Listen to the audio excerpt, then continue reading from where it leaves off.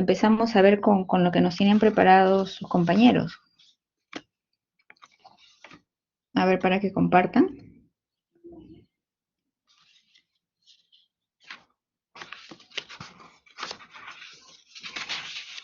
No veo. Ahora sí.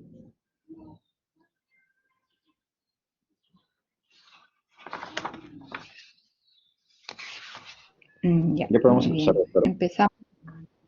Sí, sí. Bueno, buenos días compañeros y buenos días doctora.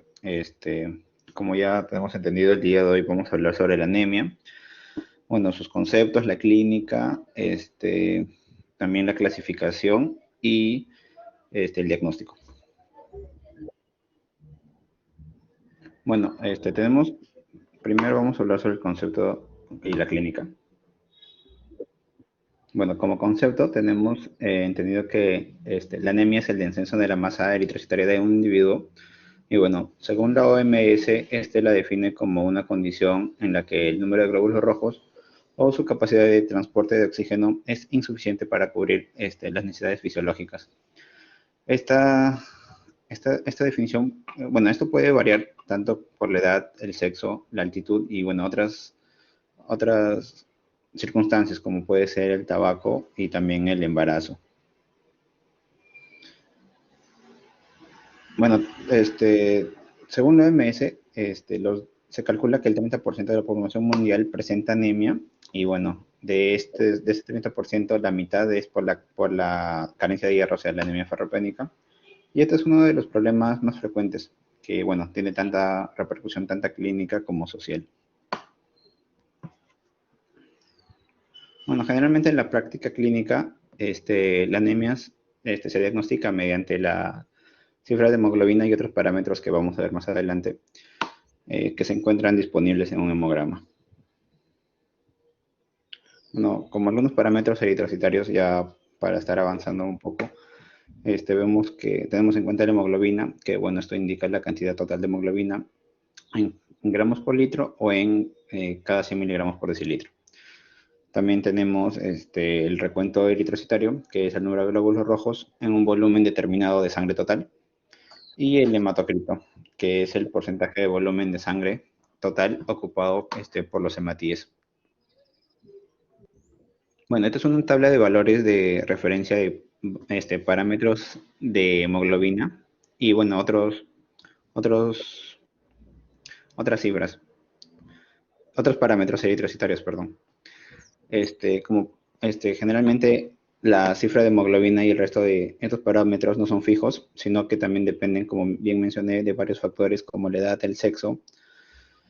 Y bueno, acá observamos que a inicios de de la infancia, vemos bueno, en este caso de los 3 a 6 meses, vemos que su anemia es, bueno, su hemoglobina, perdón, es de 11.5. Y bueno, si tenemos entendido solo que la anemia es menor de 13 en caso de personas, en caso de varones, no lo tendríamos en cuenta como anemia, más no lo es. Así que deberíamos tener en cuenta cada etapa de la vida y también, como bien mencioné, los otros factores, que si es gestante, si es mujer y el sexo.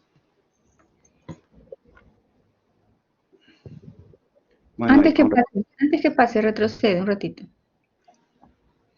Ya, está bien. O sea, lo que ahí ves que al nacimiento la hemoglobina es alta, ¿no? Eso va a depender del, digamos, del momento en que se corta el cordón umbilical. A veces se corta muy tardíamente y la sangre y la placenta pasa al feto o al bebé, perdón, y entonces sube un poco, ¿no? Y después más bien comienza a bajar. Hay deficiencia de hierro y los niños necesitan un suplemento, más o menos hasta los 5 años. ¿No? Después ya comienza a subir, ¿no? Ahora, es cierto que hay diferencias en cuanto a hombre y mujer, pero en rango general, o sea, ahí hay unos rangos, pero digamos, por cuestiones, digamos, prácticas, ustedes consideren 12 de hemoglobina en mujeres, 13 en varones. Ahora, acá hablan de la edad, por ejemplo, que dicen, ¿no? Más de 60, perdón, más de 50 en mujeres, por ejemplo, ¿no? Ponen 12.2. Es la misma que 19,49, de 15 a 18 ponen 13,7, pero en realidad, a ver, no es que, a ver, quiero explicarles, ¿no? Al nacimiento es normal tener hemoglobina alta. Hasta los 5 años, 6 años, es normal tener hemoglobina baja. Bueno, es normal entre comillas, pero hay deficiencia de hierro y necesitan suplementos. Después la hemoglobina ya debe ir adquiriendo parámetros normales hasta el final de la vida. Sino que, a ver, las mujeres en edad fértil tienen tendencia a tener un poco baja la hemoglobina, pero eso tiene que tratarse porque es por las reglas, ¿no? Por las menstruaciones, ¿no? Y cuanto más abundante sea la regla, a pesar de que no tenga ninguna, digamos, no tengan nada malo en el útero, en los ovarios, qué sé yo, hormonalmente, bueno, puede arreglar, ¿no? Y más de la cuenta y entonces comienza a anemizar y necesita suplemento de hierro. Lo mismo sucede en la gestación, ¿no? Que también baja la hemoglobina por los mayores requerimientos y la paciente necesita, o la gestante necesita siempre un suplemento, tanto con ácido fólico desde incluso antes de la gestación y con sulfato ferroso adicional durante la gestación, ¿no? Porque va a ver esta deficiencia de hierro. Ahora, estaba leyendo un poco a veces el concepto de la anemia en el anciano, como decir que es normal. En realidad no es normal, lo que pasa es que en el anciano ya hay patologías, anemia enfermedad crónica, síndrome mielodisplásicos, ¿no? Entonces uno tiene que llegar a los parámetros óptimos y en todo caso ver la causa, ¿no? Obviamente si es una anemia por enfermedad renal crónica, pues con 10 de hemoglobina estamos bien, ¿no? Pero igual como un síndrome mielodisplásico, ¿no? 10, 11 hemoglobina es un parámetro adecuado, pero si requiere tratamiento para llegar a esos valores, pues se lo tiene uno que dar, ¿no? O sea, no es un concepto erróneo antiguo, es por ejemplo, ¿no? Que yo veo un paciente, bueno, de 80 años y tiene un poquito de anemia, bueno, es normal, pues es viejito, ¿no? Hay que investigar de qué se trata, ¿no? Y definir la causa, si es un síndrome mielodisplásico, si es una anemia nutricional, si es una anemia enfermedad crónica, ¿no? Entonces es un concepto importante, ¿no? O sea, ustedes siempre vean, o sea, en etapa adulta mayor, ¿no? Claro, en los niños, como ven, estas variaciones sí son lo mismo. Ahora, dijiste con respecto al parámetro de la hemoglobina, es gramos por decilitro generalmente lo que reportamos, ¿no es cierto? Y el hematocrito, claro, siempre es en porcentaje. El recuento reticulocitario, bueno, es un conteo de glóbulos rojos, ¿no? Y el BCM que se da en femtolitros, ¿no? Continúa. Ok, doctora. Bueno, ya abordando la parte clínica, con respecto a las manifestaciones clínicas, bueno, estas se dan por causa de una hipoxia tisular, ya que, bueno, la anemia genera pues, disminución de la oxigenación en algunos tejidos. Y la clínica de la anemia puede también ser acompañada de otros síntomas secundarios a la etiología que presenta esta anemia. En este caso, bueno, por ejemplo, podría ser por algunas otras signos en caso de una anemia ferropénica, en déficit de vitamina 12 o ácido fólico, que van a ver, ¿cómo se llama? Otras manifestaciones clínicas. Ya bueno, comenzando en general, vamos a ver que hay afección en la piel y mucosas y las faneras. Que bueno,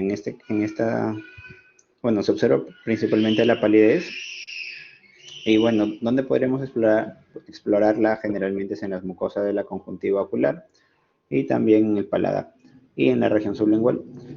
En caso de la anemia ferropénica, vamos a ver que acabadas y en caso de la anemia hemolítica puede haber aparición de ictericia. Con respecto al sistema muscular, vamos a ver que el paciente se puede encontrar cansado, con astenia, debilidad muscular generalizada, puede haber calambres y también la intolerancia de esfuerzo. Y bueno, con respecto al sistema circulatorio, vamos a ver que el paciente puede cursar con disnea de esfuerzo, taquicardia. En caso de que la anemia progrese, puede haber una insuficiencia cardíaca, una cardiopatía isquémica o arritmias. Y generalmente en las anemias de etiología hemorrágica puede haber una hipotensión postural y en caso de que sea una anemia de hemorragia aguda e intensa, perdón, puede haber shock hipovolémico. Con respecto al sistema nervioso, en la fase inicial de, bueno, las manifestaciones clínicas iniciales se puede dar por mareo, cefalea, dificultad de concentración, este, también puede haber cambios de humor, somnolencia, insomnio, pérdida de la memoria. Y generalmente en caso de la anemia por déficit de vitamina B12 puede haber parestesias y dificultad en la marcha. Bueno, en el sistema gastrointestinal vamos a observar que el paciente puede acompañar de anorexia, digestiones pesadas, náuseas y alteración del ritmo intestinal. Y bueno, en el sistema genitourinario vemos que hay retención de líquido con edemas, amenorrea y también puede haber disminución de la libido. Muy bien. Antes que pases. Entonces, claro, o sea, en rangos generales, digamos la anemia, dependiendo de la causa de la anemia, pueden haber algunas características, como bien dice, por ejemplo, la deficiencia de vitamina B12, en la parte neurológica puede haber parestesias, calambres, ¿no? Alteraciones de la marcha, ¿no? Alteraciones del cordón posterior, pero digamos, te va orientando un poco a algunas características de la anamnesis y también del examen físico, ¿no? Pero en general todos los cuadros de anemia pues van a dar palidez, van a dar cansancio, sueño, eh, y si es más agudo, taquicardia, ¿no? Y agitación, ¿no? Dependiendo de la instalación, también del tiempo de instalación de la anemia, ¿no? A veces llegan pacientes con 6 de hemoglobina y tú le dices, pero usted, sí, es normal, no tengo nada, no siento nada, porque ya han venido pues cocinando esa anemia por muchos años, por muchos meses, ¿no? Entonces ya el cuerpo se acosta a la anemia, ¿no? Sin embargo, cuando es algo más agudo, ¿no? De repente pues viene con 11, pero dice, ay, me siento cansada, me siento agitada, ¿por qué? Porque de repente meses antes eh, o 15 hemoglobina, ¿no? Entonces hay una diferencia significativa, ¿no? En la bajada de hemoglobina y que puede dar síntomas, ¿no? Igual en las hemorragias agudas. Ahora, en las hemorragias agudas, también un dato importante que tienen que saber y aprovecho de decirles es de que a veces el valor de la hemoglobina no refleja lo que en ese momento tiene, ¿no? Por ejemplo, si un paciente sangra, digamos, por un accidente, entonces tú le tomas la hemoglobina, no va a estar baja porque recién acaba de sangrar y no, digamos, la compensación entre lo que es el volumen plasmático y el eritrocitario no se ha compensado todavía. Lo mismo sucede, por ejemplo, en pacientes deshidratados a veces, que hay consultas porque viene con hemoglobina alta, tiene 18, 20 de hemoglobina, y el paciente está con una diarrea fulminante, ¿no? Entonces no es que tenga policitemia, sino que está deshidratado. Entonces lo hidratas al paciente y luego se compensa.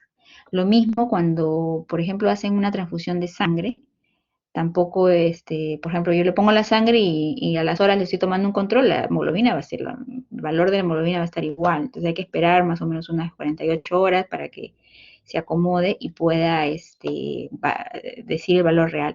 Generalmente nosotros no hacemos controles o sea, si yo sé que un paciente tiene una deficiencia de la médula o tiene una anemia por nutricional, eh, le transfundimos sangre y simplemente sabemos que la transfusión de sangre va a incrementar entre 1 y 1.5 gramos de hemoglobina. Entonces, no necesito hacer controles post-transfusionales, ¿ya? Por si acaso.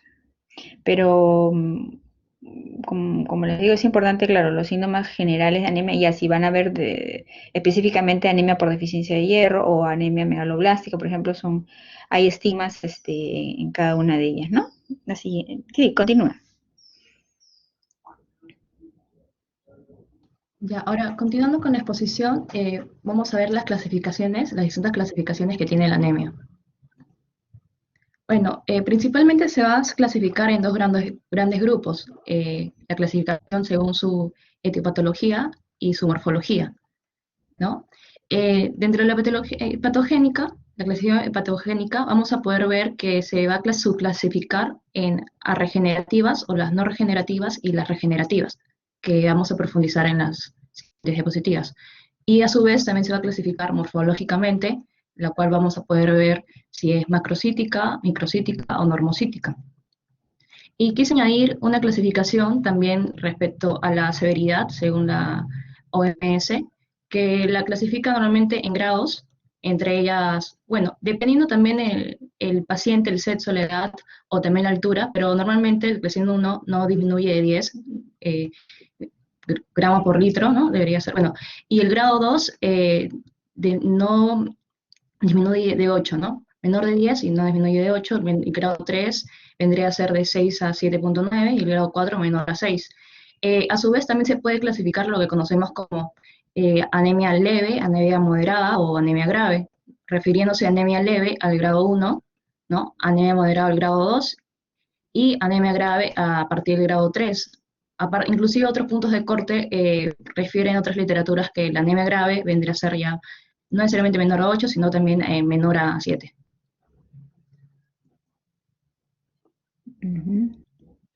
Ahora, vamos a ver ahora la clasificación de la etopatogénica. Para poder hablar de este tipo de clasificación, hay que tener en cuenta que en esta, sobre todo en las regenerativas, en esa subclasificación, va a estar una alteración de la producción, ¿no? Por eso también se llaman a su vez a las anemias centrales. ¿Qué quiere decir? Que va a haber un mal funcionamiento, o sea, va a haber ¿cómo decirlo? Una producción inadecuada en la médula ósea, ¿no? Por distintas causas que le voy a mencionar. Entonces, por lo tanto, como no hay una correcta, por eso se dice las no regenerativas, porque no hay una correcta regeneración, ¿no? Entonces, por lo tanto, va a haber una adecuada producción de eritrocitos, ¿no? De la serie roja. Entonces, por lo tanto, se va a caracterizar por tener una menor respuesta reticulocitaria, quiere decir que se caracteriza en ese tipo, esta clasificación, por tener los reticulocitos disminuidos, ¿no? Y esto, claro, es obvio porque va a reflejar el grado de eritropoiesis medular, ¿no? Y su capacidad regenerativa, los reticulocitos. Entonces, recordando que va de una proporción de 1 o 2%, se caracterizarán entonces ese tipo de anemias regenerativas por ser menor al 1%, ¿no? Y bueno, y dentro de ellas vamos a ver que hay 3 causas grandes, que vendría a ser la primera por una insuficiencia medular o alteración en la célula madre. Y dentro de ellas, como por ejemplo, puede ser una aplasia medular, ¿no? Eritroblastopenia pura también, si es que debemos hablar de congénitas, también la diseritropoiesis congénita, o también puede ser adquiridas como síndromes milodisplásicos. Ahora, la otra subclasificación también tenemos la por invasión medular, que podría ser también por leucemias, linfomas o neoplasias. Y bueno, y dentro de las anomalías madurativas, quiere decir que hay un déficit o hay un trastorno metabólico de los factores eritropoyéticos. ¿Qué quiere decir? Que va a haber un déficit, por así decirlo, de la materia prima que necesita la serie roja, ¿no? La formación, la hematopoiesis, para poder al final.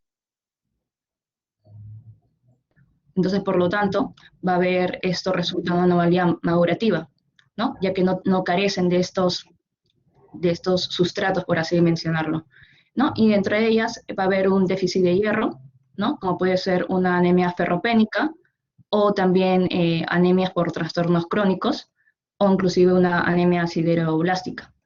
Ahora, también puede ser por déficit de ácido fólico o de vitamina B12, lo que conocemos también como anemia megaloblástica, o por un déficit de hormonas que son necesarias para la formación de los glóbulos rojos, ¿no? Maduros, como puede ser la eritropoyetina, también una alteración en las hormonas tiroideas, los andrógenos o los corticoides. Esto es respecto a la clasificación de anemias no regenerativas o arregenerativas. Ahora, también tenemos las regenerativas, que vendría a ser todo lo contrario de lo que hemos visto, de lo que he mencionado. ¿Qué quiere decir? Que acá no hay un problema en sí de la médula ósea, el problema viene a ser ya por quizás pérdidas, como podemos ver acá las hemorragias, ¿no?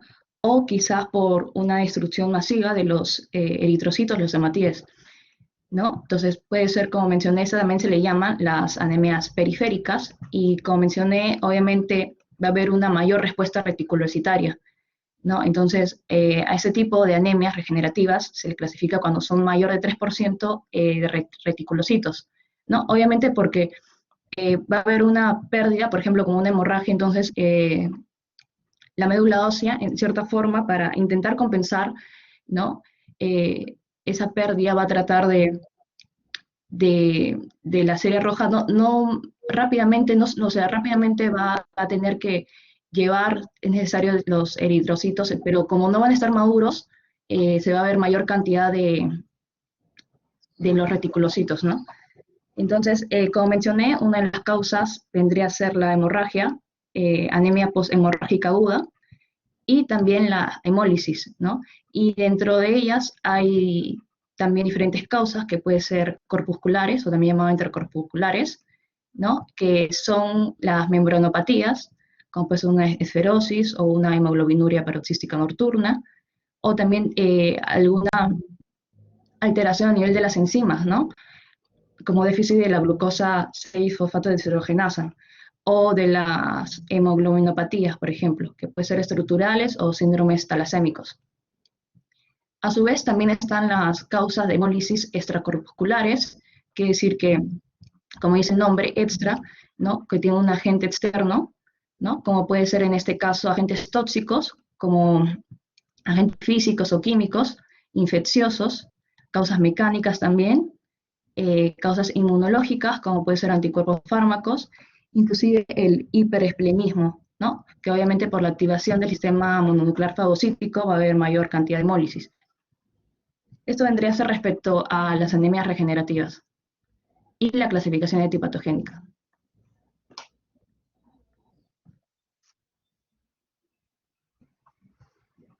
Ahora, respecto a la clasificación morfológica, vamos a ver que se van a ver cambios característicos que se van a dar en el tamaño de los eritrocitos y también en su contenido de hemoglobina, ¿no? Entonces, eh, bueno, y estos van a ser detectados por los contadores automáticos, sobre todo acá vamos a tener que ver el volumen corpuscular medio, ¿no? Y van a ser confirmados con la observación directa del frotis sanguíneo, como podemos ver en las imágenes en la parte inferior, ¿no? Entonces, primero para clasificar, obviamente tenemos que saber que estamos con un paciente con anemia, y para eso nos valemos de dos valores, que puede ser sobre todo la hemoglobina y también el hematocrito, que se encuentran inferiores a los valores establecidos, a los normales, ¿no? Y una vez que ya hemos confirmado que tiene anemia, tenemos que ver qué tipo de anemia según su clasificación morfológica, ¿no? Y para eso vemos el volumen corpuscular medio, que vendría a ser la expresión del tamaño promedio de eritrocitos, ¿no? Que viene un valor normal de 80 a 100 femtolitros, y a su vez también podemos dividirlo según la hemoglobina corpuscular media, que vendría a ser el valor promedio de la hemoglobina contenida en cada hematí, y dentro de los valores normales que se encuentra es de 27 a 32 picogramos, ¿no? Y respecto a esta, eh, se va a separar en tres categorías. Si es que se encuentra dentro de los rangos normales, estamos hablando de una normocrómica; si se encuentra dentro de lo menor del 27 es hipocrómica, y si se encuentra mayor a 32 picogramos vendría a ser hipocrómica. Ahora, y respecto al volumen corpuscular medio, los valores o la forma que la vamos a clasificar va a ser en tres categorías grandes, que van a ser las microcíticas, ¿no? Cuando se encuentra menor a 80, quiere decir que como vemos, eritrocitos bastante reducidos, bastante pequeños, ¿no? Y ya en la siguiente diapositiva se verán las distintas causas, que es por eso la importancia, ¿no? Porque eh, según cómo vamos a encontrar o cómo vamos a clasificar este tipo de anemias, la vamos a relacionar a ciertas patologías, ¿no? Y dentro también la macrocítica es cuando se encuentra mayor el volumen corpuscular, mayor a 100 femtolitros, y como se puede ver acá, ¿no? En un tamaño bastante aumentado de lo normal, y la normocítica, como dice su nombre, ya está dentro de los valores normales y tiene un tamaño normal.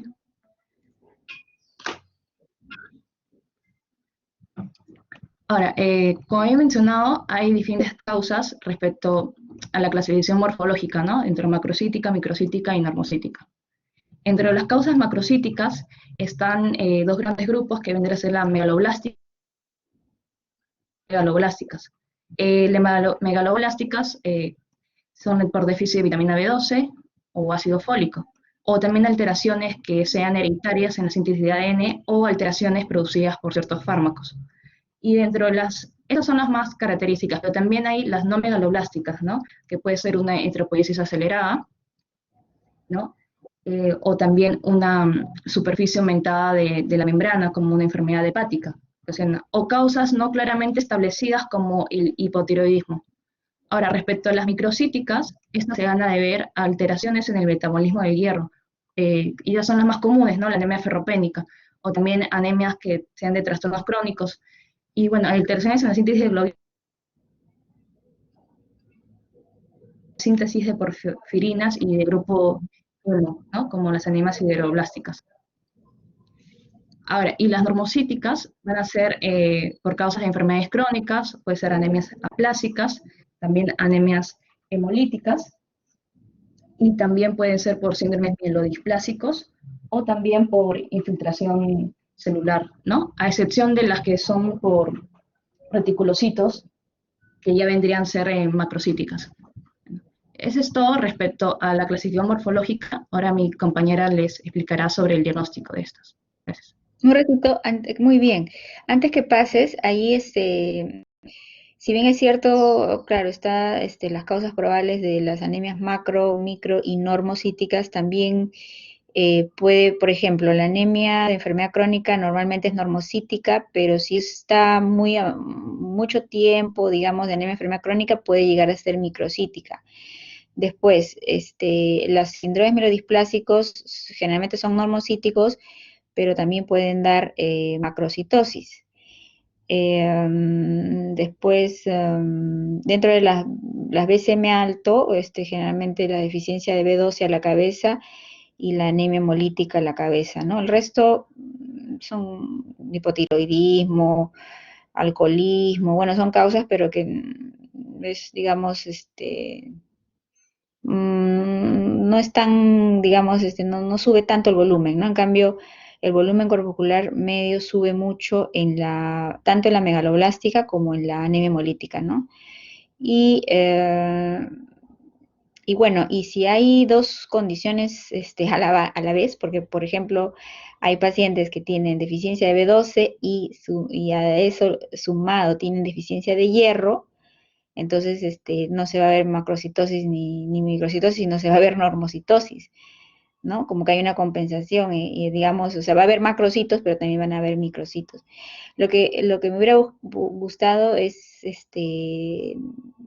dentro de las imágenes que has puesto en la anterior diapositiva, has puesto muy bien lo que es que eso lo podemos ver, o sea, no solamente, digamos, en el hemograma automatizado, los valores digamos, del BCM y decir que es normo, macro o micro, sino también en la lámina periférica uno puede ver, ¿no? Macrocitosis, puede ver microcitosis. Y la otra cosa que puede ver es la hipocromía. No describimos hipercromía o normocromía, sino solamente la hipocromía, que en este caso, Lucila, ¿cómo se ve un glóbulo rojo hipocrómico? Cuando, por así decirlo, en el centro del eritrocito lematí se ve cierta palidez. Ajá. Hay mayor palidez, o sea, es más grande exacto, exacto. Esa palidez central es mayor. Normalmente es un tercio, un tercio, un tercio, ¿no? Y es más de un tercio, más, ¿no? De un tercio del diámetro. Eso es la hipocromía, ¿no? Y lo que generalmente vemos en la anemia ferropénica, ¿no es cierto? Muy bien tu exposición. A ver, ahora sigue Gabriela.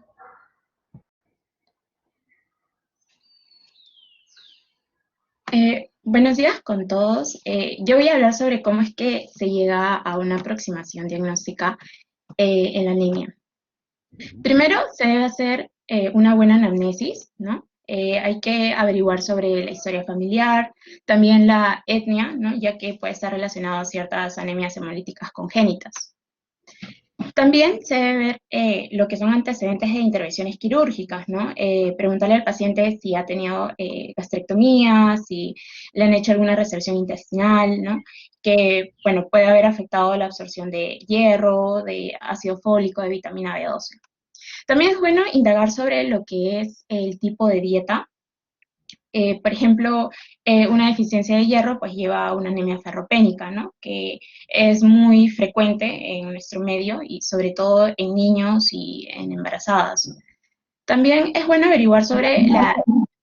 Te hago una interrupción porque eso es un concepto muy importante que debe tener claro y a veces muchos pacientes vienen con esa idea, ¿no?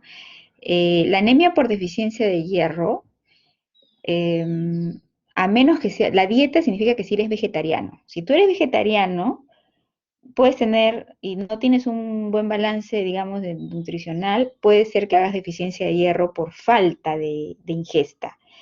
Pero la anemia ferropénica generalmente es por pérdidas y es generalmente mujeres por pérdidas menstruales a la cabeza. Y si es en varón, hay que buscar causas de pérdidas ocultas, ¿no? Sangre en heces, porque puede estar sangrando del intestino. La anemia ferropénica del niño y del adolescente, perdón, del niño y de la gestante es, entre comillas, fisiológica, pero que tiene que tratarse. Y no es por deficiencia de, o sea, esos estadios requieren suplemento de todas maneras. O sea, por más que coman, que, o sea, no, o sea, requieren suplemento.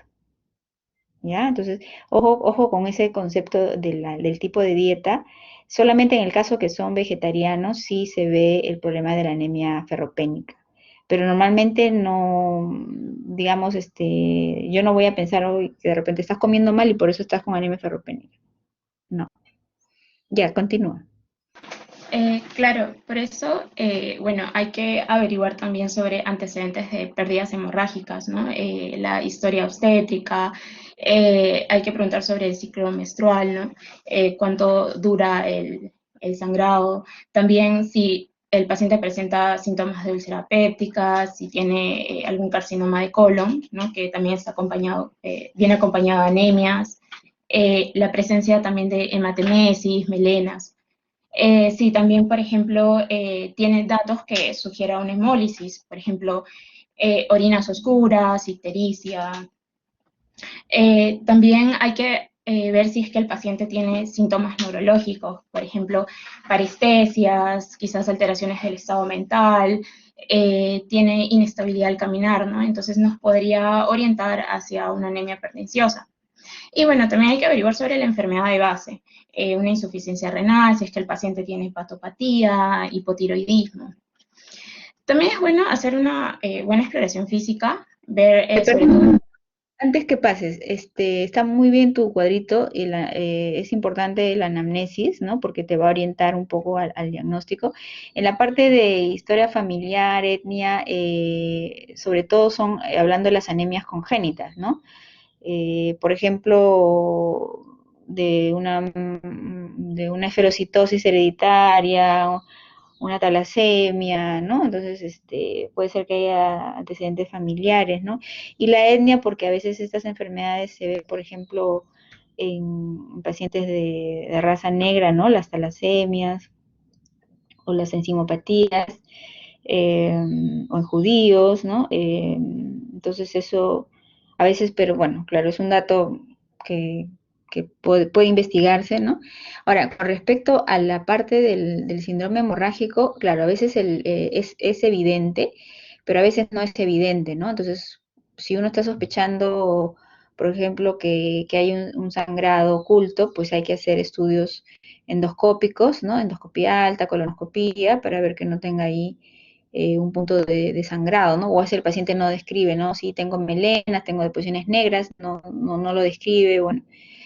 Eh, Generalmente se solicita, ¿no? A veces piden Tevenon en heces, pero la verdad que a veces el Tevenon en heces no nos ayuda a veces, ¿no? Claro, a veces sí es evidente que es positivo y bueno, y hay que igual investigarlo, pero a veces pero el hecho de que sea negativo no te descarta totalmente, porque a veces hay sangrados que son intermitentes y justo le tomaron la muestra y no estaba sangrando y el TB no salió negativo, entonces es mejor, si es que se insiste que hay una pérdida, ¿no? Una anemia ferropénica por pérdida, tendría que hacerse estudios por gastroenterología.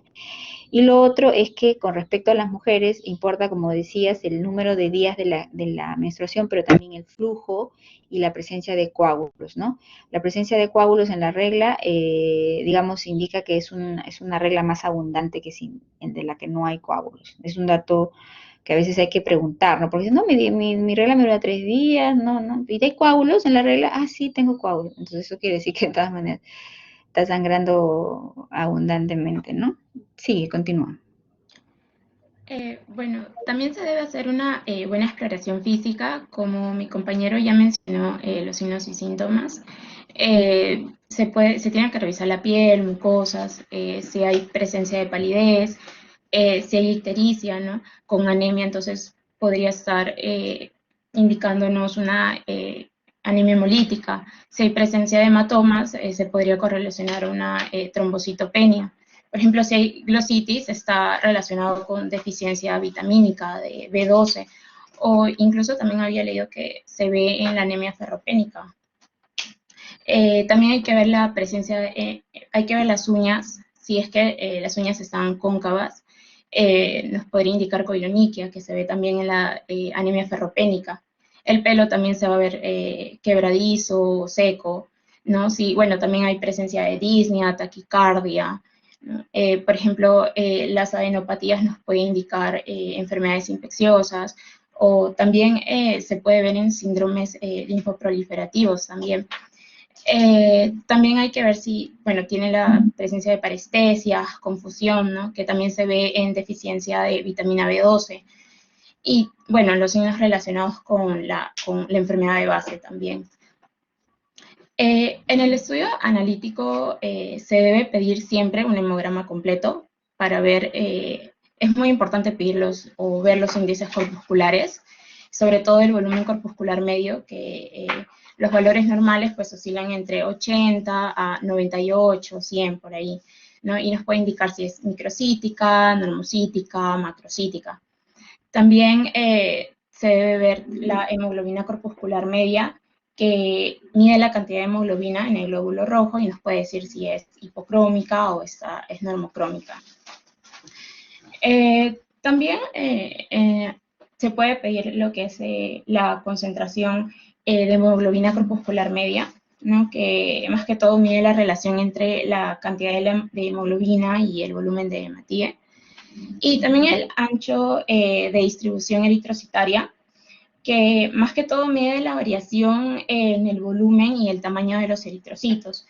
Los valores normales pueden variar entre 11.5 a 14.5, y si es que, por ejemplo, está aumentado, como se ve en una anemia ferropénica, pues quiere decir la presencia de anisocitosis y poiquilocitosis, que son anisocitosis es hematíes de diferentes tamaños y poiquilocitosis de diferentes formas.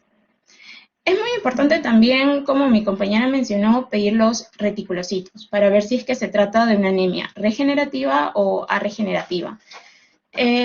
Y más que todo nos indica si es que pues, la médula ósea, por así decirlo, está funcionando y está respondiendo ante la presencia pues, de anemia, ¿no? Y los valores normales están entre 0.5 a 2% en sangre periférica. Y si es que está más de 3%, pues quiere decir que la médula ósea está funcionando y está respondiendo. Y también es muy importante pedir el examen de frotis en caso de que haya alteraciones en la morfología de los hematíes. Se puede ver dianocitos, drepanocitos, esferocitosis, ¿no? Que indican una patología en especial. Otras pruebas que se deben pedir es el hierro sérico, porque los valores normales en hombres varían entre 45 y 170 microgramos sobre decilitro, y en las mujeres pues de 50 a 140. También se debe pedir lo que es la ferritina, porque nos da como una aproximación de la reserva de hierro en el organismo. Y en los hombres los valores normales pues varían entre 30 a 300 nanogramos sobre mililitro y en las mujeres de 14 a 200. En algunas pruebas también se pide lo que es la capacidad de fijación de hierro, que más que todo mide pues la capacidad de la sangre para unir el hierro con la transferrina. Y por ejemplo, esta capacidad de fijación de hierro se encuentra incrementada en la anemia ferropénica, ¿no? Y se encuentra disminuida en anemias por enfermedades crónicas. Los valores normales pues oscilan entre 220 a 450 microgramos sobre decilitro. Otra prueba que también se pide va a ser la transferrina saturada por el hierro, o también llamado índice de saturación del hierro, de transferrina, que más que todo, en condiciones normales, las zonas de unión al hierro de la transferrina van a estar saturadas en un 30%, pero puede variar entre un 20 a 50%. Y esto se va a encontrar disminuido en la anemia ferropénica. Bueno, también se puede pedir la aptoglobina en caso se sospeche de una anemia hemolítica, en donde pues va a estar disminuido si es que anemia hemolítica, ¿no? Los valores normales están entre 80 y 130 miligramos sobre decilitro. Y si es que vemos que el volumen corpuscular está elevado, se puede pedir la valoración de ácido fólico y la vitamina B12, ¿no? Siendo el ácido fólico los valores normales más de 3.5 microgramos sobre litro y la vitamina B12 entre 200 a 900. Bueno, son algunas de las pruebas, hay muchas más pruebas que se piden. Bueno, mis compañeros ya explicaron la definición de anemia según la OMS. En mujeres, la hemoglobina menos de 12 y en los hombres menos de 13. Y según la severidad, pues anemia leve de 10 a 12 o 13, anemia moderada de 8 a 10 y anemia grave pues menos de 8 gramos sobre decilitro. Entonces, si es que hay pues la presencia de estos valores, como había mencionado, una buena historia clínica, una buena exploración física, se debe pedir lo que es el hemograma completo, ver el frotis de sangre para ver la morfología de los eritrocitos, pedir reticulocitos y, bueno, las pruebas para detectar pues anemia ferropénica. Entonces, para explicarlo mejor, hay algoritmos según el volumen corpuscular medio, ya que ese es un dato importante y nos va a conducir al diagnóstico del tipo de anemia, ¿no? Según este dato. Entonces, el algoritmo de la anemia microcítica es que si se encuentra un volumen corpuscular medio disminuido, hay que ver el hierro sérico, ¿no? Si el hierro sérico se encuentra disminuido y, por ejemplo, la transferrina o la capacidad de fijación del hierro se encuentra elevado, si la saturación de transferrina se encuentra bajo, si la ferritina, es decir, la reserva de hierro en el organismo, se encuentra también bajo, y si el ancho de distribución eritrocitario se encuentra alto, entonces nos podría indicar que se trata de una anemia ferropénica, ¿no? Como se puede ver aquí en la imagen, se puede ver que hay hematíes hipocrómicos, ¿no? Microcíticos de diferente morfología, de diferente tamaño, entonces se podría decir que el ancho de distribución eritrocitario pues está elevado. También si es que el hierro sérico está disminuido, pero la transferrina está baja, si el índice de saturación está bajo, si la ferritina está alto y si el ancho de distribución eritrocitaria pues está normal, entonces nos podría indicar una anemia de enfermedades crónicas. Ahora, también pueden coexistir anemia ferropénica y anemia por enfermedad crónica, ya que, como se sabe, pues la anemia de las enfermedades crónicas se va a caracterizar porque puede haber un acortamiento de la vida media del eritrocito, también puede haber una inhibición, ¿no?, de la síntesis de eritropoyetina, como es el caso de una enfermedad renal crónica. Y también había leído que hay una hormona llamada hepcidina que se secreta en enfermedades inflamatorias, y esta hormona actúa a nivel del intestino delgado, a nivel del duodeno, y lo que va a hacer es inhibir la absorción de hierro. Entonces, también podría cursar con una anemia ferropénica. Y ahora, si el hierro sérico se encuentra normal o se encuentra aumentado y la transferrina se encuentra normal, si por ejemplo la saturación de transferrina está normal o elevada y si la ferritina está elevada y el ancho de distribución eritrocitaria está elevada, pero los reticulocitos están bajos, entonces eh, nos está indicando que la médula ósea no está funcionando bien. Entonces, lo que se debe pedir es un mielograma de hierro medular. Y si es que se observa la presencia de sideroblastos en anillo, que son básicamente pues, eritroblastos con depósitos de hierro cerca del núcleo, y si estos sideroblastos en anillo se encuentran más del 15%, pues nos podría indicar o nos podría conducir a una anemia sideroblástica. Ahora, si todos estos valores que mencioné se encuentran normales, pero si los hematíes se encuentran altos o se pueden encontrar altos, y si es que hay una historia familiar de por medio, también nos podría guiar al diagnóstico de una talasemia menor, ¿no? Que, bueno, es una enfermedad congénita y aquí en la talasemia menor se va a caracterizar porque va a haber una disminución de la síntesis de cadena beta. Hay que recordar que la hemoglobina, nosotros tenemos hemoglobina A1 en casi 95% de las personas y el 5% hemoglobina A2. Y la hemoglobina A1 tiene 2 cadenas alfa y 2 cadenas beta. Entonces, en la talasemia menor va a haber una sustitución de bases nitrogenadas, por lo que va a haber un fallo en la transcripción de las cadenas beta y por eso va a estar disminuido. Entonces se debe pedir una electroforesis de hemoglobina y se va a encontrar que la hemoglobina A1 se va a encontrar disminuida y la hemoglobina A2 va a estar aumentada. Bueno, este es el algoritmo de anemia microcítica. También se puede, en anemia microcítica también se puede ver justamente la presencia de dianocitos, como se puede ver acá, que se puede encontrar en las talasemias y en la anemia ferropénica. Ahora, con respecto al algoritmo de la anemia macrocítica, primero hay que ver si es que hay una historia de alcoholismo o alguna hepatopatía que pueden dar anemia macrocítica. Perdona que te interrumpa, antes que pase, retrocede un poquito las dos anteriores diapositivas, para luego no regresar sobre lo ¿Esta otra? anterior.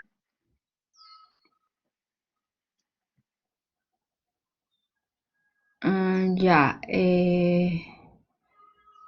ya, en ese algoritmo que tú has puesto, por ejemplo, dice, no, ante toda anemia, historia clínica y exploración física, y después analizar BCM, en realidad, este paso, digamos, claro, historia clínica, pero BCM, o sea, yo si tengo un BCM normal o alto, no voy a pensar que es una anemia por deficiencia de hierro, o sea, ante toda anemia, lo que hay que hacer es ver el BCM, ¿no? Punto uno. Y de acuerdo al BCM, si es micro, normo o macro, ya hago el algoritmo diagnóstico que tú has hecho, ¿no? A ver la siguiente. A ver, ahí está, que has empezado con esta de anemia microcítica. Ahora, acá te quería precisar que la epsidina está alterado en las anemias de enfermedades crónicas. No hacemos dosaje de epsidina, pero bueno, si más adelante se hicieran, pues nos ayudaría para el diagnóstico de anemia enfermedad crónica. En cuanto, bueno, la anemia ferropénica lo has dicho bien, ya. Entonces, ante una anemia de tipo microcítica, si no es problema de enfermedad, de deficiencia de hierro, ¿no? Nosotros usualmente a lo que vamos, porque anemia enfermedad crónica ya sería el último que pensamos. Eh, Ante una anemia microcítica, si no es problema de deficiencia de hierro, entonces lo que hacemos generalmente es una electroforesis de hemoglobina. Si es que tiene algunos estigmas también digamos, de talasemia, por ejemplo, ¿no? En este caso, el BCM está muy bajo, con RBC aumentado, o sea, número de glóbulos rojos aumentados, y con eso el diagnóstico se hace haciendo la electroforesis de hemoglobina. Las anemias sideroblásticas que se refiere acá son las congénitas, que son raras, se ven más en Europa, la verdad, acá no vemos mucho de eso, ¿ya? Entonces, en su cabecita de ustedes lo que tienen que dar más que, o sea, siempre lo más frecuente, ¿no? Anemia microcítica, pensar en ferropénica o talasemia, y por último, anemia enfermedad crónica, ¿no? Cuando ya no encuentra ninguna causa y tiene una enfermedad crónica que explique eso, ¿no? La siguiente, creo que ahí te quedaste. Sí, doctora. Continúa. Ya. Entonces, en el algoritmo de la anemia macrocítica hay que ver, bueno, si el paciente es alcohólico, si tiene hepatopatías, ¿no? Ahora, los valores de reticulocitos, pues aquí tiene más valor, entonces se debe pedir siempre reticulocito. Y si es que se encuentra disminuido, pues hay un problema a nivel de la médula ósea. Entonces, se debe pedir, pues, análisis de vitamina B12, de ácido fólico y también un mielograma. Si es que la vitamina B12 y el ácido fólico pues se encuentran disminuidos y hay presencia de megaloblastos en la médula ósea, entonces nos podrían indicar una anemia megaloblástica, ¿no? Ahora, si hay una disminución de la vitamina B12, hay un test llamado el test de Schilling que, bueno, leí que ya no se realiza, pero básicamente el test de Schilling va a consistir en administrar vitamina B12 intramuscular, que es no radioactiva, y después administra vitamina B12 oral radioactiva. Y luego se va a recoger la orina y comprobar la cantidad de vitamina B12 excretada. Y si es que la eliminación de vitamina B12 es normal, entonces se podría tratar de un déficit alimentario, por ejemplo, las personas vegetarianas. Y si es que la eliminación de vitamina B12 se encuentra disminuida, entonces después se le debe administrar factor intrínseco con vitamina B12. Si es que se corrige con el factor intrínseco, entonces nos indica que es una anemia perniciosa, ¿no? Y bueno, la anemia perniciosa es anticuerpos contra justamente el factor intrínseco y las células paritales. Y si no es que no se corrige con el factor intrínseco, entonces podríamos estar hablando de una mala absorción. Es decir, el problema está a nivel pues del ilion, que es donde se absorbe, ¿no?, la vitamina B12. Ahora, si la vitamina B12 y el ácido fólico se encuentran normales y hay presencia de megaloblastos, pues también hay que preguntar sobre antecedentes de uso de fármacos. Y si se encuentra mielodisplasia en las médulas óseas, es decir, alteraciones morfológicas de alguna de las tres líneas celulares, entonces nos podría indicar pues un síndrome mielodisplásico. Ahora, si es que se encuentra en la médula ósea, se encuentra hipoplásica, se encuentra hipocelular, entonces se debe realizar o se debe pedir una biopsia medular para poder confirmar o descartar si se trata de una aplasia medular. Si es que los reticulocitos se encuentran aumentados, se puede ver a una macrocitosis secundaria a reticulocitosis. Como se sabe, los reticulocitos pues tienen una morfología mucho más grande que los glóbulos rojos. Entonces, es por esto que, por ejemplo, en una anemia hemolítica pareciera como si fuera macrocítica, ¿no? Pero en realidad es por los eritrocitos. Entonces, si es que se confirma o si es que se sospecha, hay una fuerte sospecha de anemia hemolítica, se debe pedir el test de COM. Si es que, bueno, sale negativo, entonces se trata de una anemia hemolítica no autoinmune y hay que averiguar las causas. Y si es positiva, pues se trata de una anemia hemolítica autoinmune. Aunque no sea pues en todos los casos, me parece que en algunas anemias hemolíticas autoinmunes puede salir negativo, aunque es muy raro. Y bueno, también anemia post-hemorrágica con reticulocitosis también puede dar una anemia pues macrocítica, pero es por los reticulocitos.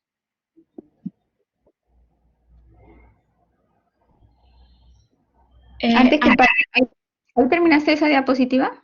Sí, me olvidaba también decir que en la anemia megaloblástica o en los síndromes mieloproliferativos, mielodisplásicos, perdón, también se puede encontrar neutrófilos hipercementados, ¿no? Es muy característico. Bueno, eso es de la anemia macrocítica. Ya. Este,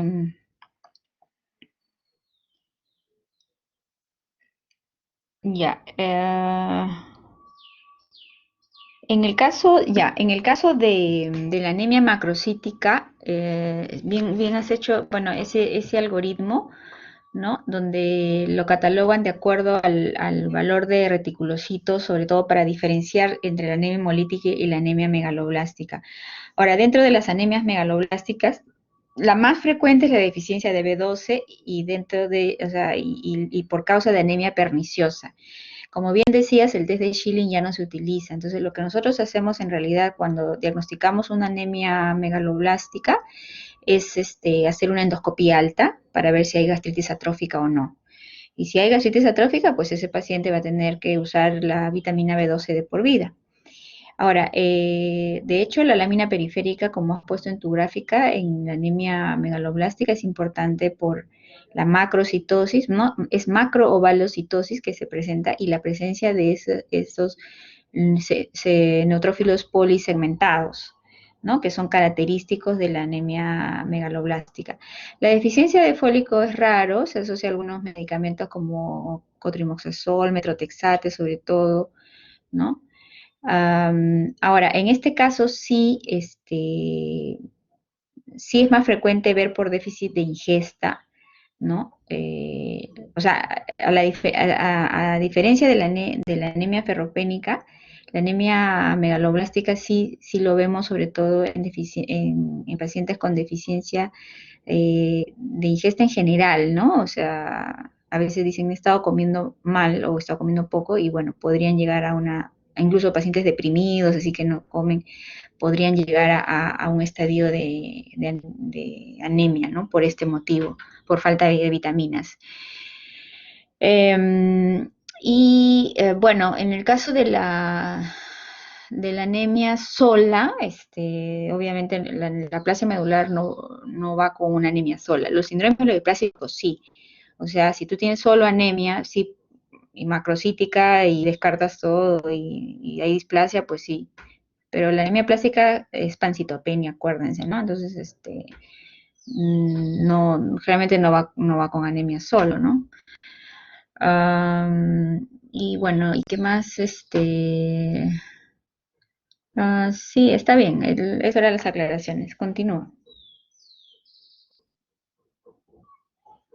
Bueno, luego sigue lo que es el algoritmo de la anemia normocítica, en donde también se debe ver o se debe pedir reticulocitos. Si es que los reticulocitos se encuentran aumentados, pues quiere decir que que la médula ósea pues está funcionando, se podría decir, y que se trata de anemias regenerativas y el problema está a nivel periférico. Entonces, si hay, bueno, historia de sangrado, ¿no? Historia obstétrica, menstrual, la presencia de melenas, ¿no? O si hay un sangrado agudo, entonces quiere decir que es una anemia poshemorrágica y, bueno, frecuentemente las anemias poshemorrágicas son normocíticas, ¿no? También si es que hay datos de hemólisis, por ejemplo, lactato deshidrogenasa se va a encontrar aumentado, la bilirrubina indirecta también se va a encontrar aumentada y la aptoglobina se va a encontrar disminuida. Entonces, estos son indicativos de una anemia hemolítica y ahí se tiene que pedir después el test de COM también. Y también se puede encontrar en hiperesplenismo las anemias normocíticas con reticulocitos, ¿no? Eh, y luego, si es que los reticulocitos pues están normales o están disminuidos, entonces el problema es a nivel central, ¿no? De la médula ósea. Entonces se trataría de una anemia regenerativa y se debe hacer un estudio de médula ósea. Si es que en la médula ósea pues se va a encontrar hipocelular o si hay daño medular y si es que el paciente además presenta pancitopenia y no presenta signos inflamatorios, pues podría estar indicándonos de una aplasia, ¿no? De la médula ósea. Y si es que en el estudio de la médula ósea se encuentra una celularidad normal o aumentada, y por ejemplo la ferritina se encuentra aumentada y hay signos inflamatorios como el PCR, el BCG, ¿no? Eh, o sea, el volumen de sedimentación globular. Y también si es que hay síndrome constitucional, podría estar indicándonos de una infiltración medular, ¿no? Leucemias, quizás metástasis, neoplasias. Y si es que, bueno, hay reticulocitos normales o disminuidos y el hierro está disminuido, y si la ferritina está normal o está elevada, y si la capacidad de fijación del hierro pues está normal o está disminuida, y sobre todo si es que también la eritropoyetina sérica está disminuida en el caso de una enfermedad renal crónica, pues también podría ser anemia de procesos crónicos, ¿no? Ya que, bueno, la anemia de los procesos crónicos se puede encontrar anemias normocíticas o, como había mencionado, anemias microcíticas. Bueno, eso sería todo. Gracias.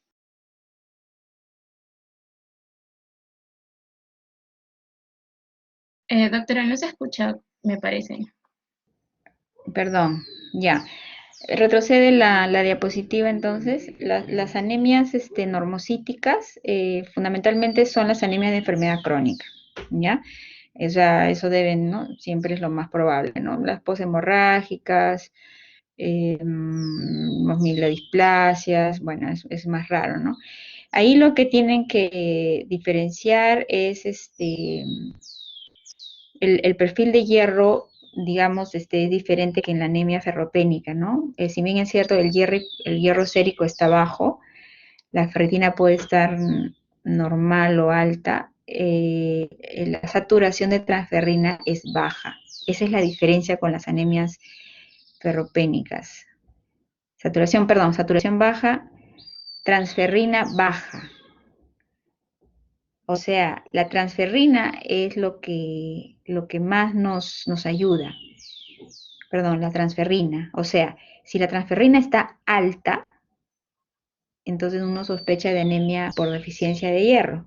Si la transferrina está baja, entonces lo más probable es que sea anemia de enfermedad crónica.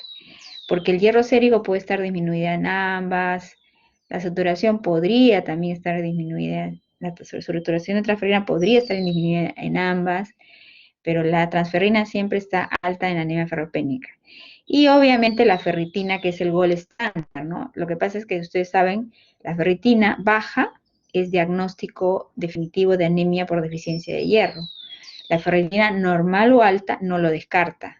Si sospechamos, o sea, puede ser que esté aumentada la ferritina por un proceso inflamatorio, como es un reactante de fase aguda, podría ser que esté alto o normal, pero si hay deficiencia de hierro. Entonces, en esos casos que no concuerda y hay dudas, lo que ya tiene que hacerse es un aspirado de médula ósea o mielograma para ver los depósitos de hierro, ¿no? Y hacer la tinción de Pearls o la tinción de hemosiderina para ver si realmente hay deficiencia de hierro o no. ¿Ya? Entonces, esa es básicamente la diferenciación, ¿no? A ver, rapidito, deja de compartir. Muy bien, han expuesto y les voy a compartir a ver si hay algo para complementar de las diapos que yo tengo. No sé si al momento hay alguna pregunta.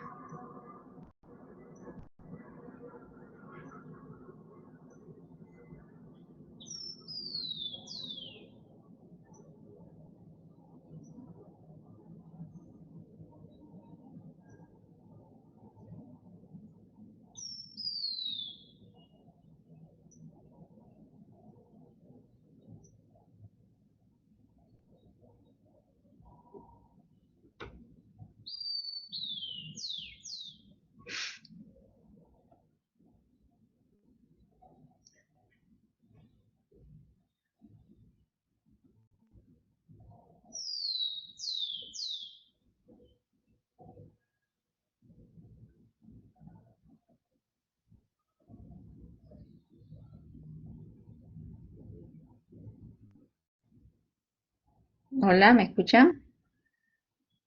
Sí, doctora. Ah, ya. ¿Alguna pregunta?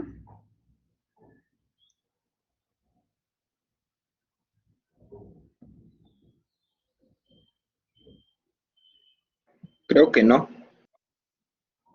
Wow. ¿O no entendieron nada o quedó muy claro?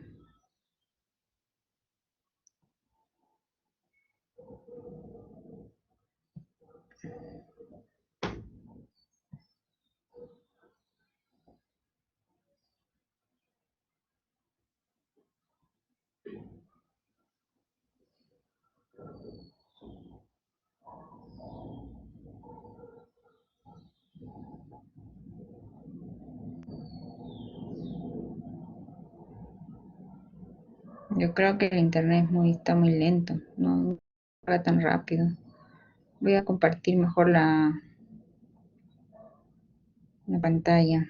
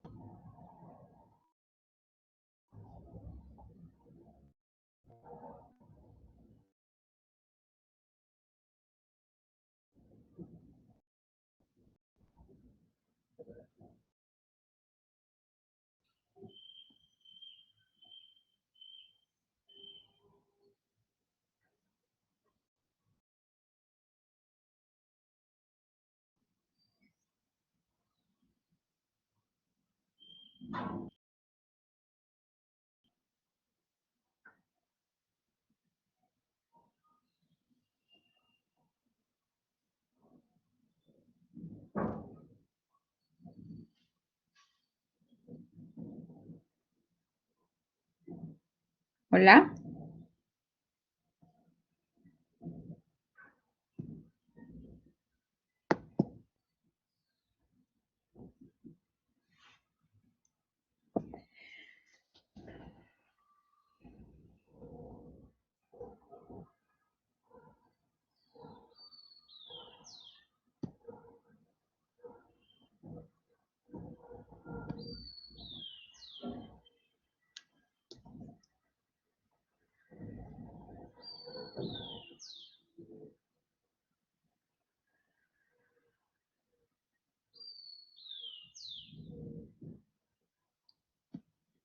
Doctora, parece que tiene conexión muy baja, tal vez no puede compartir por eso.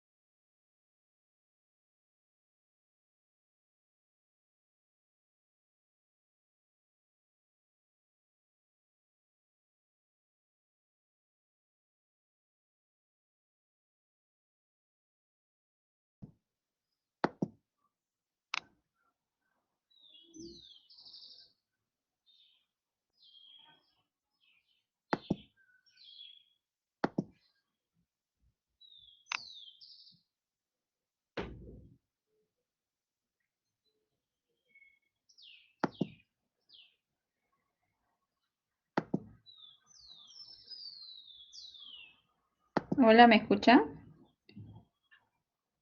Sí, doctora. Y ahora sí cargó. Ya. Bueno, esto no sé si... creo que algo han hecho ya con la doctora Aranda, ¿no? Vamos a pasarlo rápido. Uy, ay, ay. Los valores normales, eh, eritrocitos, hematocrito y hemoglobina. Mm, el BCM que habíamos dicho. Dijo muy bien su compañera el RDW, que es el índice de distribución de los glóbulos rojos, que está alto en las anemias ferropénicas, que es por la anisocitosis y poiquilocitosis, ¿no? Los otros parámetros se utilizan muy poco. En cuanto a los valores normales de leucocitos, generalmente de 5.000 a 10.000, siempre porcentaje mayores de los neutrófilos de 50 a 60%, los linfocitos 25 a 40% y el resto en menor porcentaje. Acá está el neutrófilo segmentado normal, este es el abastonado, este es el linfocito, el 3 es ¿qué cosa es esto? A ver, este es eosinófilo, el 5, perdón, el 5 es el basófilo, que tiene esos gránulos grandes, el 6 es el eosinófilo, el 7 es el monocito, el 8 es el linfocito. ¿Ya? Y este de acá no lo diviso bien, pero no es monocito, es un elemento inmaduro. No sé por qué lo he puesto acá. Juveniles, ya, por los juveniles. Que no debe haber usualmente. La mayor parte son elementos maduros. Y bueno, las plaquetas, ¿no? Que las vemos, hacemos el recuento manual. Bueno, la máquina cuenta, pero si queremos hacer el recuento manual, es una plaqueta por campo equivale más o menos a 20.000. Entonces contamos 10 campos a 100, a 100x de aumento y hacemos un promedio, ¿no? Si por ejemplo tenemos 5 plaquetas promedio, 5 por 20.000 serían 100.000 plaquetas, ¿no? Esa es la fórmula que utilizamos, ¿no? Y también, bueno, ver la cantidad de plaquetas no solamente, sino también el tamaño. Acá, por ejemplo, tenemos plaquetas gigantes, ¿no? Son enormes, normalmente son más o menos de ese tamaño, las plaquetas como las vemos al microscopio. Uh -huh.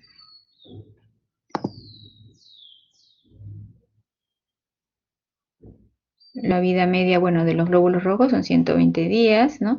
De los granulocitos 6 a 8 horas, las plaquetas duran 7 a 10 días, ¿no? Y las leucocitos en forma variable. Bueno, este es el frotis de sangre periférica, ¿no? Tomamos una muestra de sangre del dedito y lo extendemos en una lámina, y hacemos la tinción de Ray, que es lo que nos ayuda mucho para ver tanto la morfología, ¿no? Entonces lo que vemos ahí, los elementos de la sangre en la lámina periférica.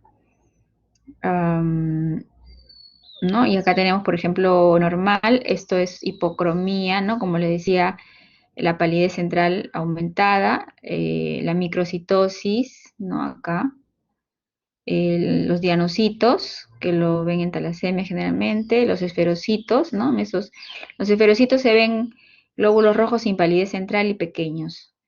Y los eliptocitos, que puede haber en alguna eliptocitosis secundaria. Los dacriocitos, ¿no? Que son estos así como plátanos. Los esquistocitos, que son glóbulos rojos fragmentados, como así como en tipo casco, ¿no? Que eso lo vemos en microangiopatías. Acá hay otra bueno, estos son células en lágrimas, acá están mal. Los dacriocitos son células en lágrima como estos. Estos son células de talasemia, ¿no? Los equinocitos, bueno, que vemos a veces en enfermedad renal, donde tienen esas puntitas, ¿no? O sea, como estrellitas. Los acantocitos, rarísimo. Los estomatocitos, que también es alguna alteración congénita, ¿no? Pero que no tiene mayor implicancia clínica. Excentrocitos, bueno, estos nunca he visto yo en mi vida, pero acá está como que hacia un lado la hemoglobina. El fenómeno de Rouleau, que sí es para diagnóstico de mieloma múltiple o macroglobulinemia de Waldenström, el reloj, perdón, pila de moneda, ¿no? Los hematíes. La policromatofilia, como les había dicho, la presencia de reticulocitos en sangre periférica, los glóbulos rojos nucleados que pueden haber en periférica, que no es normal, ¿no?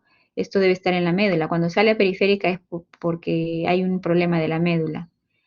El punteado basófilo, que se puede ver en mielodisplasia, ¿no? Acá en el citoplasma de los glóbulos rojos, los cuerpos de Howell-Jolly, que se ven en pacientes esplenectomizados. Los cuerpos de Heinz, que es hemoglobina precipitada, que lo vemos en anemias, algunos tipos de anemias congénitas. Por ejemplo, este es una leishmaniasis, donde, digamos, ahí está el parásito infiltrando el citoplasma, que se puede ver en periférica. La malaria también se puede ver en lámina periférica, ¿no? Aquí. La histoplasmosis también en sangre periférica a veces, o en la médula, se puede ver. Son inclusiones, digamos, que en el plasma. La anisocitosis, que es la diferencia en el tamaño de los hematíes, y la poiculocitosis, que es la diferencia en la forma de los hematíes, ¿no? Son como lo describen en las observaciones de lámina periférica.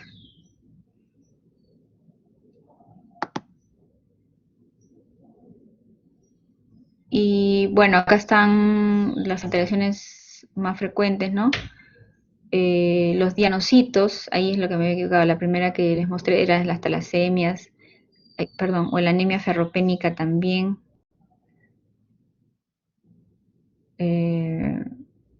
Los esferocitos hemos visto, drepanocitos, ahí está, en las hemoglobinopatías S ¿no? Los eritrocitos en forma de hoz. Esquistocitos ya hemos visto, dacriocitos en forma de lágrima, equinocitos, acantocitos, excentrocitos, el fenómeno de Rouleau, el punteado basófilo, ya eso lo hemos revisado, ¿no? La reacción leucoeritroblástica es un término que se usa para decir la presencia de glóbulos rojos nucleados en sangre periférica y células, glóbulos rojos en lágrima, dacriocitos. Y es causada fundamentalmente por enfermedades que infiltran la médula ósea, generalmente la mielofibrosis, ¿no? Cuando vemos una reacción leucoeritroblástica, sospecha alta de mielofibrosis. Y bueno, acá está el estudio del aspirado de médula ósea, que lo hacemos en la espina ilíaca posterior superior, ¿no? Para el estudio morfológico, ¿no? Eso lo vamos a ver en otra clase.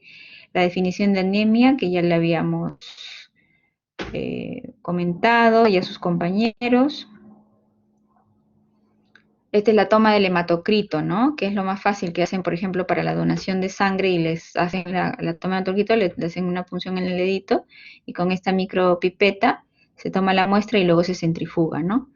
Entonces se separa el plasma de los glóbulos rojos y, digamos, normalmente hay valores del hematocrito, pero si está bajo o está aumentado, estamos hablando de anemia o en todo caso policitemia, ¿no? Que es la prueba más rápida, ¿no? Y la fórmula que usamos generalmente es que el hematocrito entre 3 es la hemoglobina. Y esta es digamos, eso se mide de acuerdo a una figura, un gráfico que se tiene, ¿no? Para ver cuánto es el valor de hematocrito, ¿no? Por ejemplo, acá está en 48 más o menos, ¿no? Es lo que... Y el conteo de glóbulos rojos que antes se hacía con cámara de Neubauer era toda una complicación, con una fórmula, unos aparatos especiales en el microscopio, ahora se hace con los equipos automatizados, ¿no? Que hacen el hemograma pues es al toque, ¿no? O sea, entran a la máquina y ya está saliendo en la pantalla el resultado, ¿no? Incluso hacen recuento de reticulocitos, ¿no?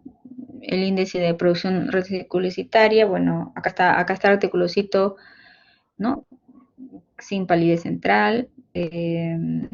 Bueno, esta fórmula se utiliza, ¿no? Para corregirlo, digamos, de acuerdo a los valores del hematocrito, ¿no? Y como decían sus compañeros, si más de 3%, entonces es una producción compensatoria, ¿no? Esta es la tinción de los reticulocitos que se llama tinción vital, donde se ven los ribosomas pero eso no se ve en el Ray-Yensa, o sea, eso se ve solamente si haces este tipo de tinción, ¿no? Y acá, bueno, según la edad, ¿no? Que habíamos comentado ya, por altitud también, ¿no? A mayor altitud va a haber más hemoglobina o más hematocrito, ¿no? Por ejemplo, a más de 3.000 metros sube 2 gramos. Eso también, acá sobre todo en Perú, hay que tener en cuenta. Y ya habían comentado sus compañeros de las anemias regenerativas,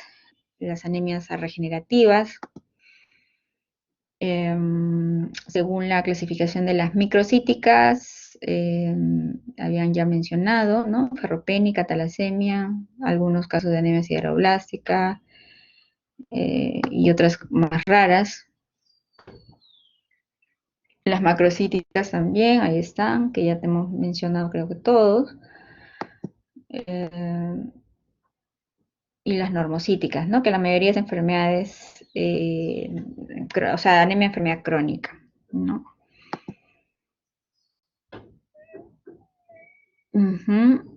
Y ya esto habíamos mencionado también sobre las macrocíticas, cuáles son las megaloblásticas, eso ya su compañera lo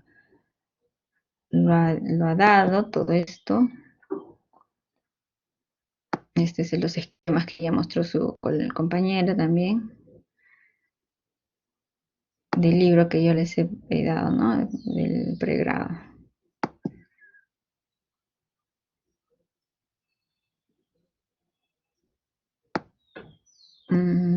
Bueno, cuando no se sabe la causa de la anemia, pues hay que hacer un aspirado de médula ósea definitivamente, ¿no? Este es otro esquema o algoritmo, ¿no? Según el BCM normal, aumentado o bajo, ¿no? Que es casi lo mismo. Y bueno, los tips es verificar el valor de la hemoglobina, ¿no? O al menos tener un hematogrito, el grado de severidad, el tiempo de instalación, los antecedentes, síntomas, el examen físico, el BCM, que es lo más importante, y si vamos a hacer sospecha de anemia ferropénica, la ferritina sérica es lo más importante, ¿no? Para diagnóstico. Listo, ahí básicamente era el enfoque de anemia. No sé si tienen alguna otra pregunta.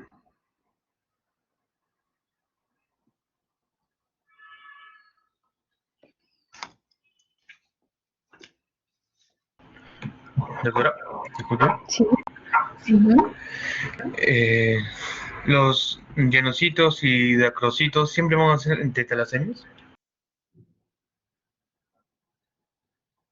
A ver, los dacriocitos son células en lágrima, ¿ya? Que eso se ve en lo que es la mielofibrosis, reacción leucoeritoblásticas. Los dianocitos, o sea, esas como tiro al blanco, en realidad puede ser un hallazgo inespecífico, pero se puede ver en talasemias también.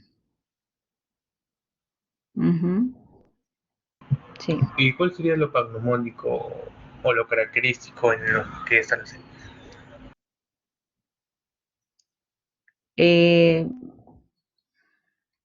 Microcitosis, ¿no? Las talasemias dan microcitosis. Eso lo vamos a ver en la clase de anemia hemolítica congénita justo conmigo. El diagnóstico lo van a hacer con la electroforesis de hemoglobina fundamentalmente. Hay algunos otros criterios, pero ahí lo fundamental es la electroforesis de hemoglobina, ¿no? Las hemoglobinopatías, el sickle cell disease o hemoglobinopatía S, si se ven esos glóbulos rojos en forma de plátano, ¿no? En forma de plátano, sí. También en la anemia ferropénica pueden ver formas alargadas, ¿no? De glóbulos rojos. También se puede ver. ¿Quién levantó la mano? ¿Quién preguntó ahorita? Perdón. Yo. No sé por qué no me sale quién habla. ¿Quién me está hablando? Yo, doctora Gustavo. Ah, Suaznavar, ¿no? Ya, ya. ¿Alguna otra pregunta?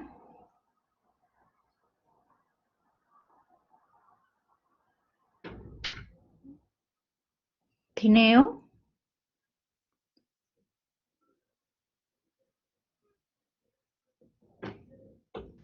Sí, doctora. Hola, ¿tienes ¿Aló? alguna pregunta? Sí, ¿tienes alguna pregunta?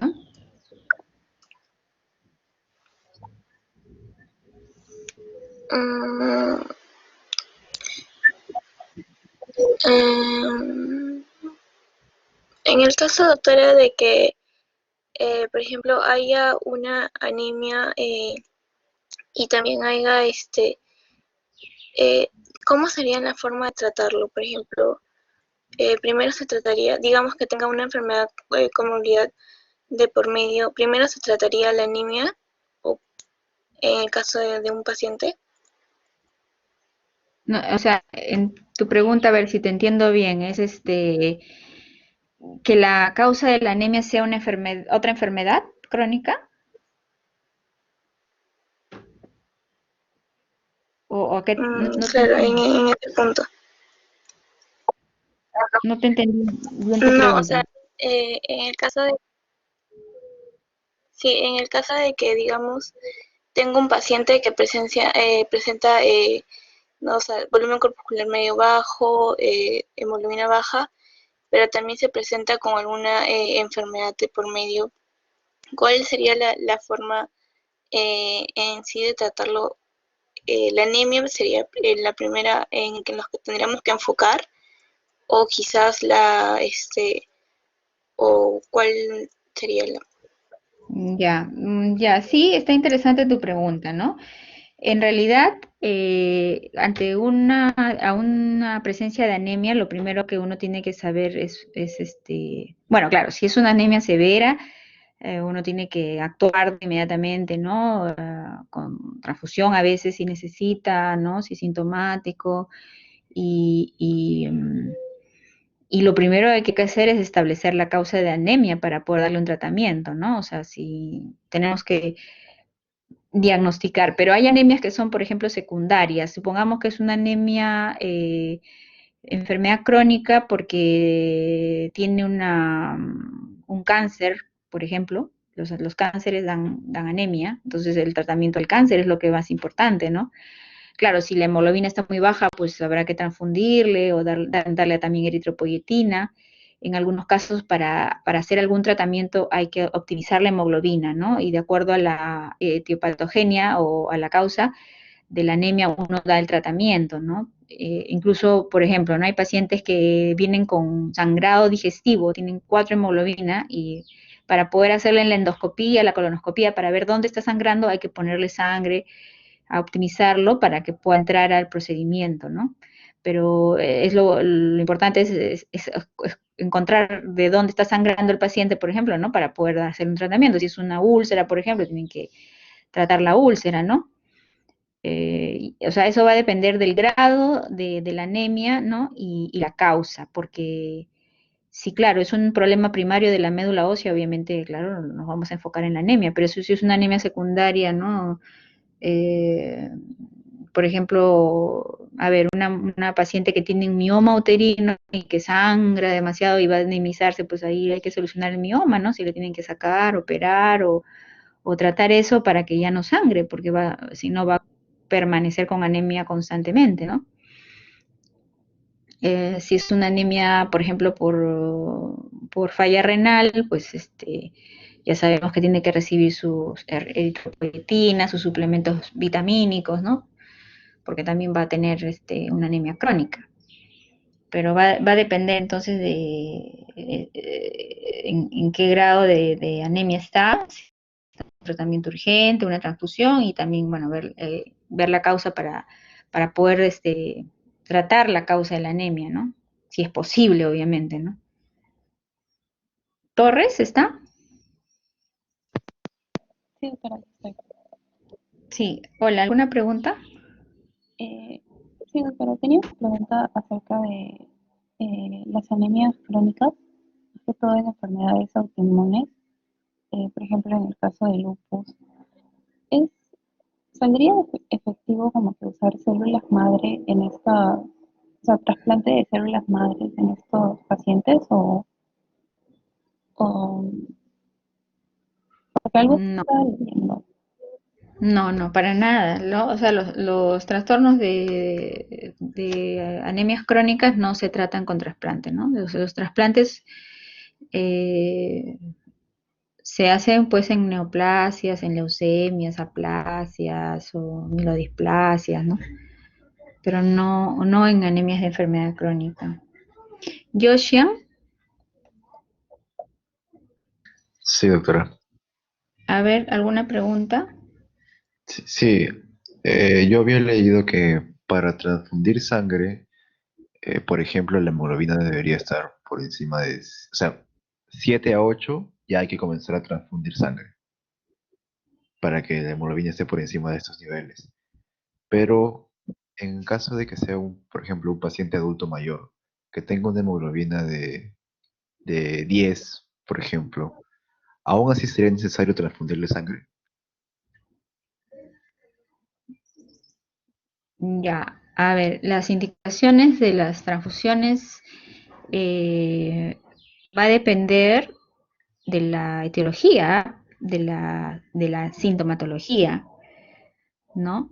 Y del contexto del paciente, ¿no? Por ejemplo, habíamos dicho que en anemias hemolíticas no transfundimos generalmente a menos que sea muy sintomático el paciente, porque el paciente está destruyendo glóbulos rojos, le vamos a poner y los va a destruir, ¿no? No es la solución. Si es una anemia por un sangrado, por ejemplo, agudo, claro, y está una anemia severa aguda, pues tenemos que transfundirle.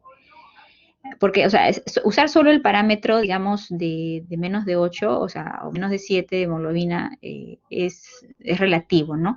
Si es una enfermedad central de la médula, obviamente, pues, por ejemplo, una amiloidisplasia, una aplasia, y que tiene o una leucemia, que tiene menos de 8 o menos de 7 hemoglobinas, sí, pues hay que ponerle, ¿no? Porque sabemos que no, su médula no funciona.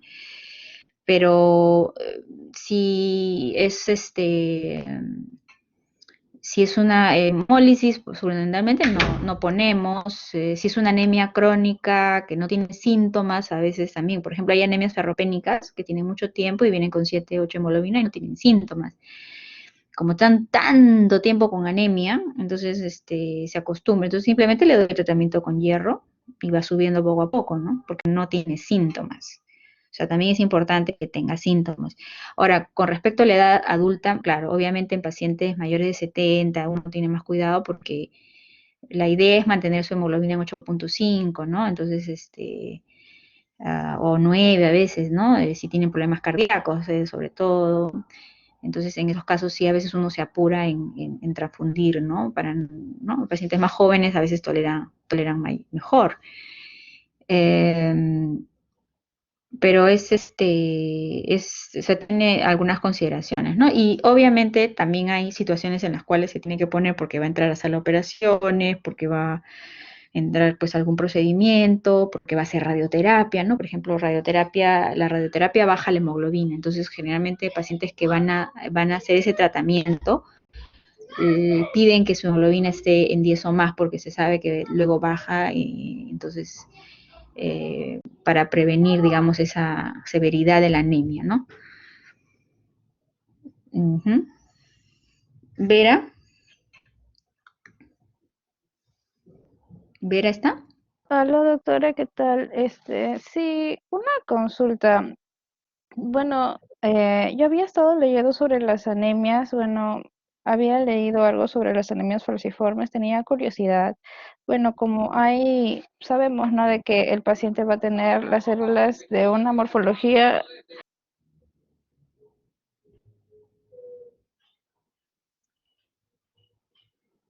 Y quería preguntar, ¿será que, o sea, solamente se le puede tratar con transfusiones? ¿No se le podría hacer también trasplante de, de médula ósea? O sea, tipo para que pueda producir eh, células sanas. Sí, eso lo vamos a ver en la clase de anemias hemolíticas congénitas. Sí, sí es posible, pero no es muy frecuente, te comento, ¿no?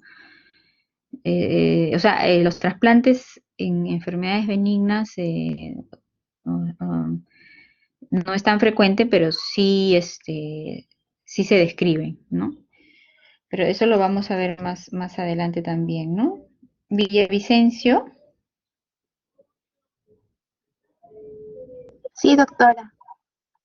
¿alguna pregunta?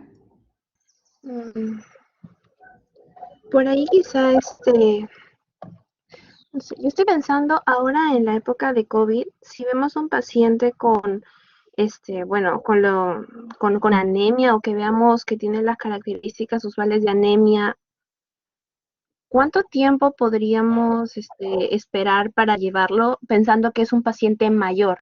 O sea, pensando que es un paciente adulto mayor que nosotros creemos que tiene anemia porque, por ejemplo, está más pálido o porque a la hora de levantarse se marea o cosas así. ¿Cuánto tiempo tendríamos que esperar para llevarlo? Como máximo, como plazo máximo, más o menos.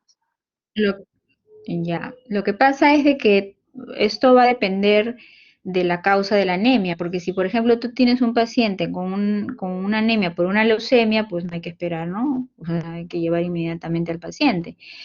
Pero si es una anemia de enfermedad crónica no, entonces importa saber cuál es la causa. Ahora, en la parte del punto de vista de diagnóstico hematológico y en este contexto del COVID, nosotros a veces no vemos al paciente y solamente nos guiamos de los exámenes de laboratorio y de la anamnesis, ¿no? Entonces es importante los antecedentes, la anamnesis, de repente la visión ectoscópica nada más y ver el hemograma completo, ¿no? Entonces eso nos va a orientar a hacer un diagnóstico probable y ya luego compruebas ¿no? Se le tiene que, o sea, no necesita ir al hospital. Una anemia es un manejo ambulatorio, ¿no?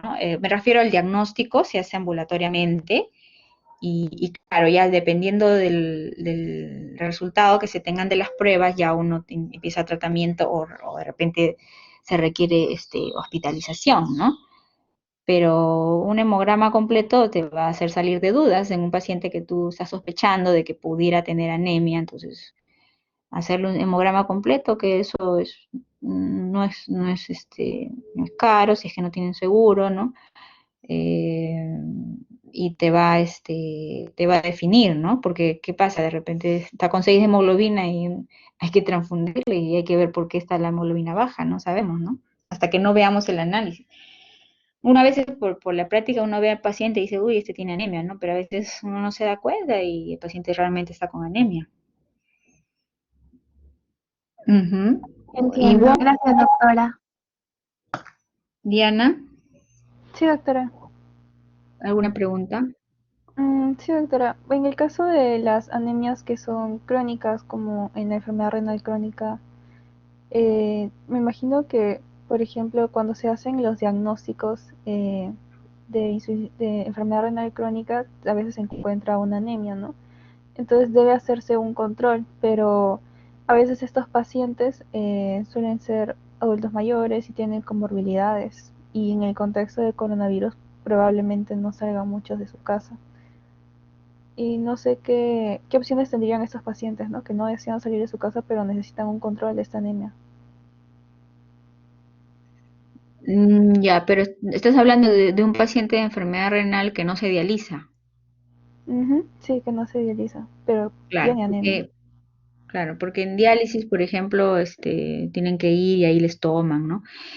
Pero si es un paciente que no se dializa y está en casa, pues bueno, en este contexto yo lo que hago es darle un control, si no es muy sintomático, cada 6 meses y de un hemograma y si no quieren salir, pues tienen que hacerlo en domicilio, ¿no? O sea, llevar a alguien que le tome la muestra, ¿no?